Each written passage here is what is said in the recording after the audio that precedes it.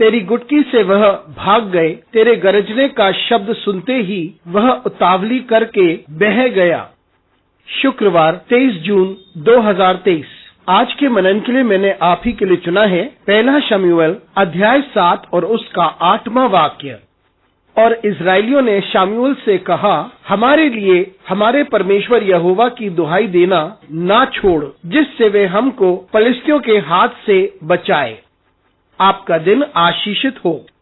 जब चुनौतियां कठिन और ताकत भर हो जाती हैं, तब हम भी हया बांधकर परमेश्वर को पुकारें। आइए इस वाक्य पर मनन करते हैं। आज की सुबह का विषय है पुकारना ना बंद करें।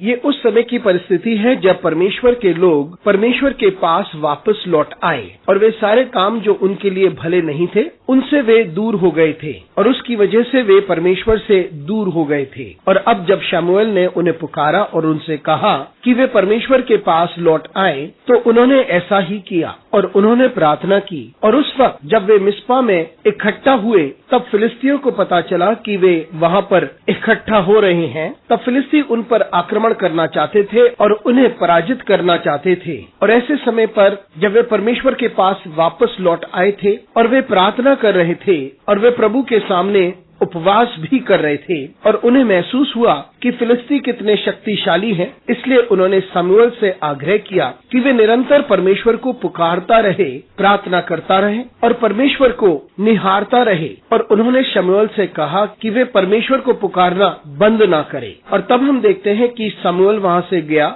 और उसने एक बलिदान चढ़ाया और उसके पश्चात फिलिस्तीय सेना में इतनी भगदड़ मच गई कि वे पीछे जाकर भाग गए। मित्रों, जब हम परमेश्वर के पास वापस लौट आते हैं, उसकी स्तुति करते हैं, उसकी आराधना करते हैं और उसको आदर देते हैं, तब जो चुनौतियों का सामना हम करते हैं वो कठिन होंगे और ताकत भर हो सकते हैं, लेकिन हम निरंतर परमेश्वर की स्तुति करते रहें, उसका आदर करते रहें और उसकी आराधना निरंतर करते रहें। जिस प्रकार से इजरायली लोगों ने शमूएल से कहा कि पुकारना बंद ना कर, क्योंकि परमेश्वर हमें बचाएगा। तो इस बात को हम याद रखें कि सारी चुनौतियों के मध्य, सारे कठिन समय के मध्य हम और अधिक प्रार्थना करें, परमेश्वर को और अधिक निहारें और उसकी उपस्थिति को ढूंढें, उसकी आराधना करें और उसका आदर और अधिक करें और परमेश्वर के अद्भुत काम को अपनी जिंदगी में और अधिक देखें, क्योंकि वह हमारे लिए महान कार्य करता है। जब हम उसे निहारते हैं, तब परमेश्वर हमारे लिए अवश्य महान और पराक्रमी कामों को करेगा। अनुग्रहकारी परमेश्वर स्वर्गीय पिता, आज की सुबह के लिए तुझे धन्यवाद देते हैं। हमारी सहायता कर परमेश्वर, बिना रुके हम तुझे पुकारते रहें। तू ही है जो हमें छुड़ा सकता है, तू ही है जो हमें बचा सकता है। यीशु मसीह के नाम से मांगते हैं, आमीन।